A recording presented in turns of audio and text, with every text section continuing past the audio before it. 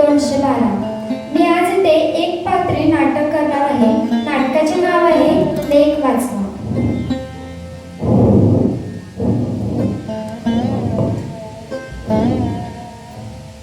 आई, मला जगायचंय का आई? मला हे सुंदर जग पाहायचंय का आई? मला मारू नको का आई? मला मारू नको. आई, आई, बरीच म्हणतेस ना ग मला. अगं पण तुला आई तरी कसं सांगू तू ग? अगं उगाच कोणी कोणाला भेटत नाही ग. त्यामागे त्यांचे जन्मोजन्मीचे ऋणानुबंध असतात. आपले पण असे ऋणानुबंध आहेत का ग, ज्याने आपण भेटलो आणि दुरावलोही? सांग ना आई, सांग ना.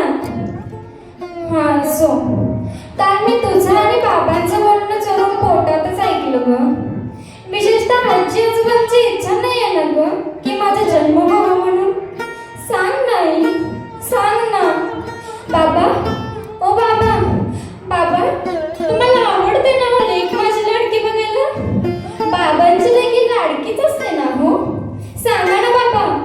बाबा, काल तुम्ही आईला दवाखान्यात घेऊन गेला होतात ना? तिथे किती मोठमोठ्या मशीन्स होत्या आणि त्यात मी किती सुंदर दिसत होते ना बाबा. सांगा ना बाबा. बाबा, आजी, अगं आजी, तू त्या आईला औषध का दिलंस ग आजी? किती कडू होत होते, मला खूप त्रास होत होता ग आजी. असं देत जाऊ नकोस ग आजी, मला गुदमरून येत होतं ग आजी. अगं तू पण मुलीच्या जन्माला आलीस ना ग, मग माझं स्वागत तू नाही करणार तर आणखी कोण करणार आजी? सांग ना आजी. आजी, आई, आई, तू का घेतलंस ग ते औषध? मला खूप त्रास होता ग आई, मला गुदमरून येत होतं ग आई. असं ते का घेतलंस ग तू आई? मला खूप त्रास होत होता ग आई. आई एकदा जन्माला घालून तरी बघ ग, तुझंच रूप पाहशील माझ्यात. मी कोणाची बहीण, मुलगी, पत्नी तर कोणाची आई. मग मला गर्भात मारण्याची का ग तुला घाई? सांग ना आई, का ग तुला घाई?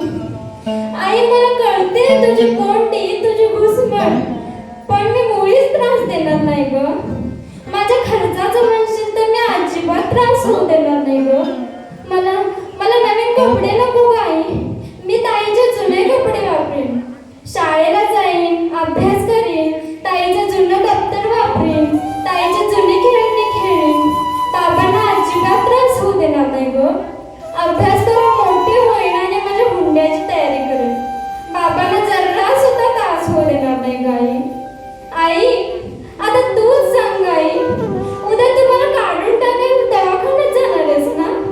याचं दुःख मानू की आता तूच काही क्षण माझ्यासमोर आहेस याचा आनंद मानू? सांग नाही, सांग नाही, सांग ना आई, सांग नाही. आई, बोल ना आई, मी काय करू आई? बोल ना आई, सांग ना.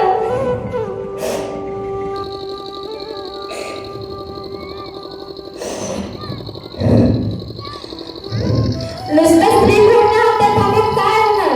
या तरी कोण? अशा वेळी मला गजर व्हावंसं वाटतं.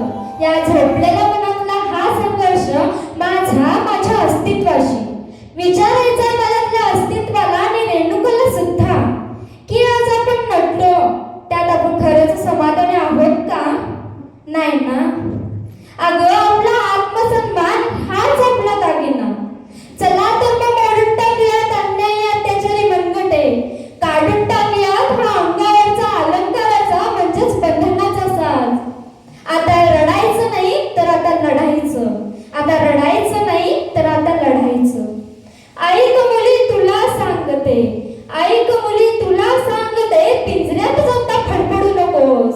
ऐक मुली तुला सांगते, पिंजऱ्यात जाता फडफडू नकोस. पेटून उठतो रडू नकोस, पेटून उठतो रडू नकोस. या जमान्यात दुर्योधनाच्या औलादाची कमी नाही, वाचवायला येईल कृष्ण कोणी याची सुद्धा हमी नाही. या जमान्यात दुर्योधनाच्या औलादाची कमी नाही, वाचवायला येईल कृष्ण कोणी याची सुद्धा हमी नाही. बांगड्या घातल्या माणूस किने, अरे बांगड्या घातल्या माणूस किने, मदतीसाठी तो सांगते, पिंजऱ्यात आता फडफडू नकोस, पिंजऱ्यातच आता फडफडू नकोस. थँक्यू.